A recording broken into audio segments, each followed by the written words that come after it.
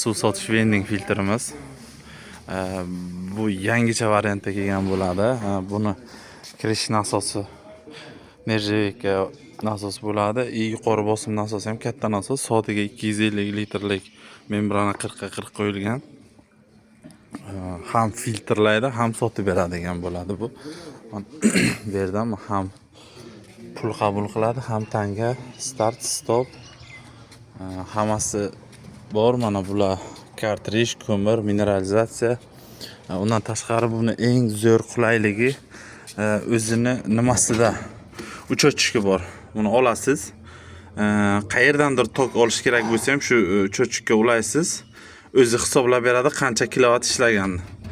Bemalol magazinni oldigami, qayerga qo'ysangiz ham hisob kitobiga adashmaysiz. Mana shunaqa ko'rinishda bo'ladi.